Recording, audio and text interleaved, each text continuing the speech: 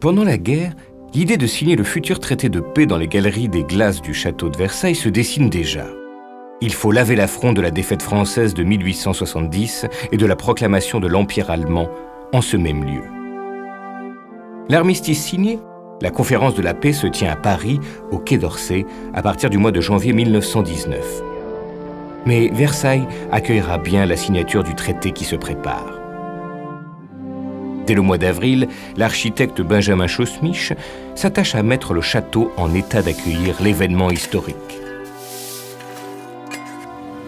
À la fin du mois, on sécurise les abords de l'hôtel des Réservoirs.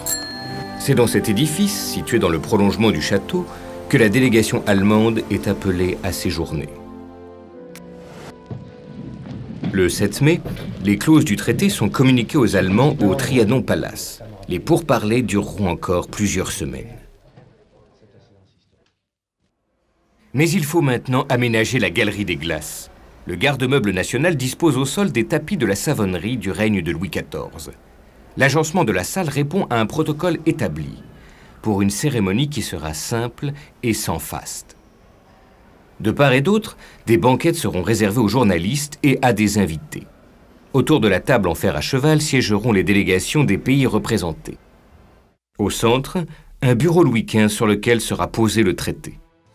Le 24 juin, guidé par le conservateur Pierre de Nolhac, Georges Clemenceau, Woodrow Wilson, président des États-Unis, et les ministres britanniques et italiens viennent s'assurer du bon déroulement des préparatifs. Le jour approche. 28 juin 1919. Au matin de cette journée historique, badauds et soldats de la garnison de Versailles se pressent sur la place d'Armes. Ils manifestent leur ferveur patriotique. À partir de 14h, entre fantassins et cavaliers, les délégations arrivent les unes après les autres. Elles accèdent à l'intérieur du château par la cour de marbre et l'escalier de la reine. Les représentants allemands, les ministres Müller et Bell, arrivent quant à eux par le parc. Pierre de Nolhac les mène dans le musée. À l'une des portes-fenêtres de la pièce au-dessous du salon de la guerre, parurent les délégués allemands, et nous eûmes à les conduire le long de ces jolies pièces où revivaient les portraits de notre histoire. C'était, pour quelques instants encore, l'ennemi qui passait et le vaincu. Et je voyais dans les yeux d'Hermann Müller se former des larmes qu'il ne pouvait dissimuler. Ils entrent les derniers dans la galerie des glaces, dans un silence saisissant. Commence alors à 15h la cérémonie au cours de laquelle les plénipotentiaires viendront les uns à la suite des autres et après les vaincus, apposer leur signature sur le traité.